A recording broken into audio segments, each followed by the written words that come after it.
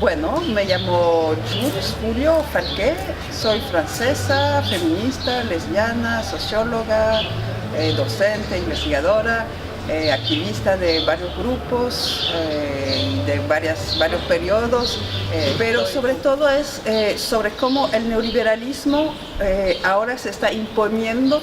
Ya acabaron los discursos de el progreso, la mejoría, la parte así sonriente, la cara sonriente, ahora es la pura cara fea, ¿no?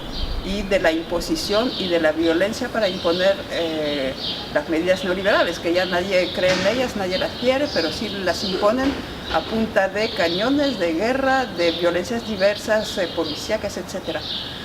Pero a mí me parece importante y que no se ha analizado suficientemente que las mujeres en realidad en muchos casos son la mano de obra predilecta del neoliberalismo, sobre la que se gana más dinero, ya sea en las fábricas, en las maquilas, ya sea en la industria del, entre comillas, divertimiento para los hombres, llámese trabajo sexual y todo lo demás, turismo también incluso lo abarca.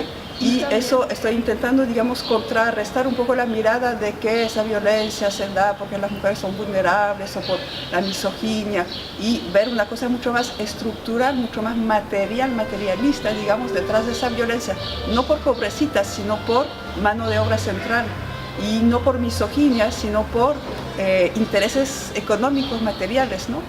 Y eso intento también mostrar la continuidad y la lógica común y la rearticulación de esa violencia que podría parecer individual, como la violencia doméstica o hasta la violencia feminicida, con reorganizaciones de la guerra, privatización de la guerra, privatización en el sentido de hacer la guerra a través de mercenarios, pero también de ejercer violencia a través de los grupos narcos que están muy en contubernio con la policía, el ejército en muchos países, tipo México, y también la privatización en el sentido de dejar que amateurs, tipo los maridos, los novios, ejercen la violencia contra las mujeres, pero también como trabajadoras, ¿no? Como obreras de la maquila. Es decir, cuando se mata a una obrera de la maquila, se mata a una mujer, pero también se mata a una obrera. Y con ese asesinato, digamos, con lujo de tortura, violencia, desprecio expresado en donde se dejan los cuerpos, el ejemplo de los femicidios de Ciudad Juárez en México. Eso es una forma de atemorizar a todas las mujeres y a todos los trabajadores y a toda la gente migrante, ¿no? Digamos, con asesinar con mucha saña y con mucha publicidad unas cuantas mujeres obreras. Eso da para controlar a través del miedo y del temor a mucha población femenina, obrera y racializada o migrante. Entonces, como es una reflexión un poco en torno a eso, ¿no?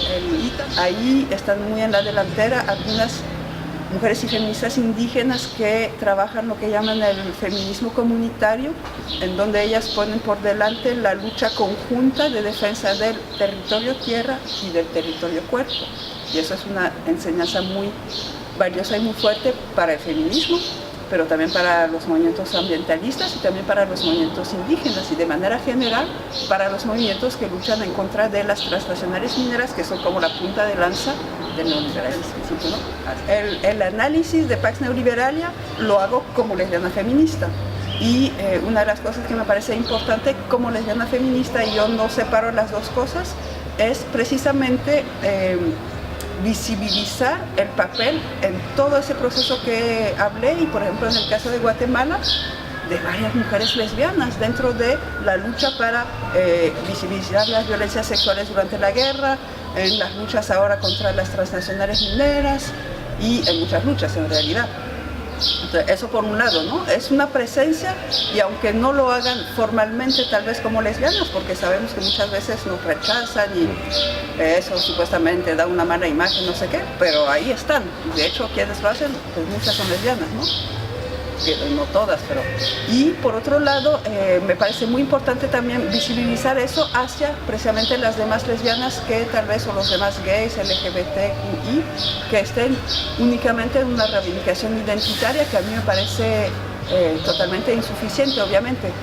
Para mí, el ser lesbiana es un cuestionamiento no a la sexualidad, sino que al conjunto de la lógica patriarcal.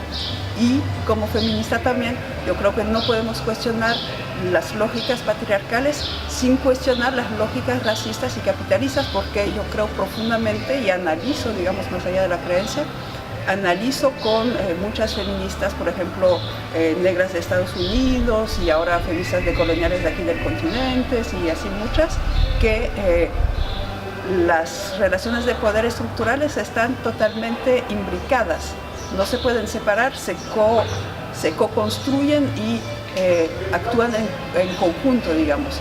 Y si fuéramos a luchar solo en una dimensión, yo creo que no solo falta en las otras, sino que debilita las otras luchas.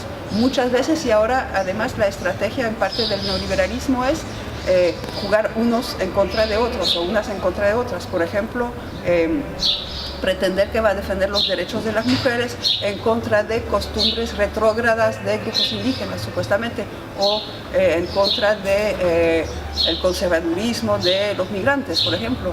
Y no es cierto, es decir, a veces puede haber conservadurismo, pero por lo general para nada es cierto, es simplemente una forma de intentar oponer grupos que, ojo, son grupos que ambos son muy importantes a nivel laboral. Entonces y también se da al revés, ¿no? Promover derechos de los migrantes o ciertas formas de luchas antirracistas, diciendo que eso es lo bueno y que el feminismo, las luchas gays son lo peor y que cómo venimos con eso, cuando lo más importante es la lucha antirracista. Es decir, esa idea de dividir precisamente lo que tenemos que combatir y tenemos que entender, pero profundamente, y actuar en ese sentido, entender que debemos de luchar y es imprescindible luchar al mismo tiempo y con la misma fuerza contra las tres lógicas, las lógicas de raza, las de clase y las de sexo, porque son parte de la misma cosa. Y si jalamos un lado, pues desplazamos el problema y reforzamos, digamos, la opresión tal vez de raza si luchamos nomás lo de género, tal vez reforzamos la opresión de género si luchamos solo en lo de clase o solo en lo de raza. Es decir, es muy perverso eso y los gobiernos, por ejemplo, lo utilizan mucho. Nos toca realmente contrarrestarlo.